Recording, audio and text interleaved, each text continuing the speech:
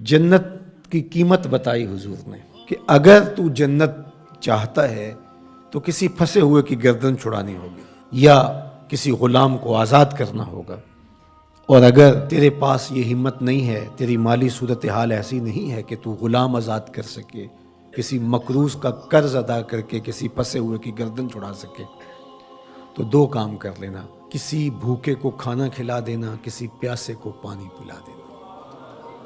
ان دو چیزوں کے بدلے کے اندر تیرا رب تجھ کو جنت عطا کرے گا۔ یہ سودا کوئی مہنگا تو نہیں ہے۔ کسی ضرورت مند کی ضرورت کو پورا کر دینا، کسی دکھیے کو، کسی پریشان حال کو، کسی مفلوق الحال کو، پیاس اور بھوک سے تڑپتے ہوئے شخص کی ضرورت کو پورا کر دینا، یہ دخول جنت کا سبب اور ذریعہ قرار پایا۔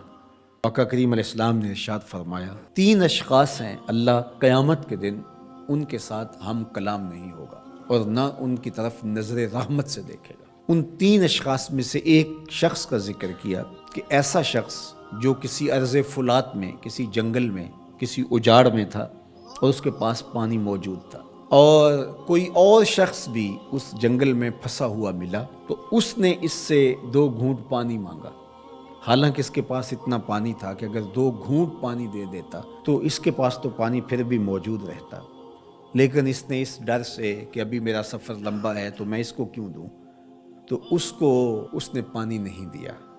کل قیامت کا دن ہوگا تو اللہ اس شخص کی طرف نظر رحمت سے نہیں دیکھے گا، کہے گا کہ میرے بندے نے تجھ سے پانی مانگا اور تو نے نہیں دیا، آج میں بھی تیری طرف التفات نہیں کروں گا۔ تو اللہ کے بندوں سے پیار کرنا یہ اللہ سے پیار کی دلیل ہے۔ تو اللہ کے بندوں کی مدد، نصرت اور اعانت یہ اللہ کے حضور عقیدتوں کا اظہار اور محبتوں کا ذریعہ ہے۔ وہ لوگ جن کو اللہ نے توفیق دی اور ان کی ضرورت سے زیادہ مال دیا ہے تو وہ معاشرے کے لاچار، مجبور، بھوک، افلاس اور ننگ کے اندر مبتلا لوگوں کی ضرور مدد اور نصرت کیجیے۔ اس وقت دنیا بھوک اور افلاس کی طرف بڑھ رہی ہے۔ آمدہ اطلاعات کے مطابق ہماری ہمسائیگی میں افغانستان کے اندر 20 ملین لوگ، 2 کروڑ لوگ، ان کا بھوک سے مرنے کا اندیشہ ہے۔ اسی طرح روہنگیا کے اندر زندگی جتنی کٹھن ہے اور جس اذیت میں وہ لوگ زندگی کاٹ رہے ہیں، اسی طرح یمن کے اندر جو کچھ ہو رہا ہے اور شام کے اندر ہم اپنی آنکھوں سے مناظر دیکھیں، 50 لاکھ کے قریب لوگ سخت سردی کے اندر اذیت میں پڑے ہوئے ہیں۔ زیادہ تعداد بچوں کی ہے اور یتیموں کی ہے، بیوگان کی ہے، بوڑھوں کی ہے، مفلوق الحال لوگ جبر مسلسل کی طرح زندگی کے دن کاٹ رہے ہیں۔ ہمارے تھر کے اندر دیکھیے، زندگی کی بنیادی سہولتیں بھی ان کو نصیب نہیں ہیں۔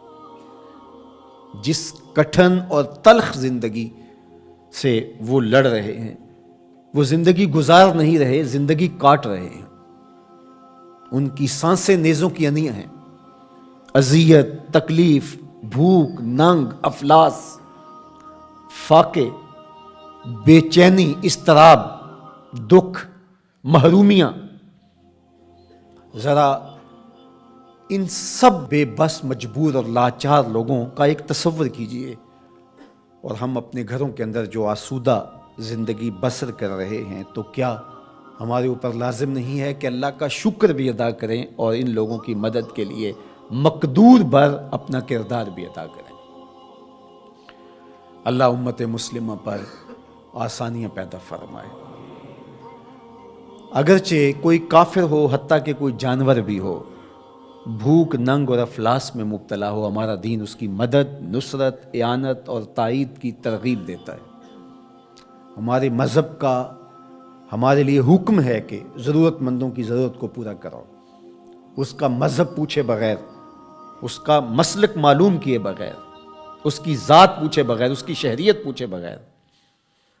جہاں بھی افلاس میں، غربت میں، بے چینی اور بدحالی میں کوئی بھی ہو، آپ اس کی مدد کریں، اس کی نصرت کریں۔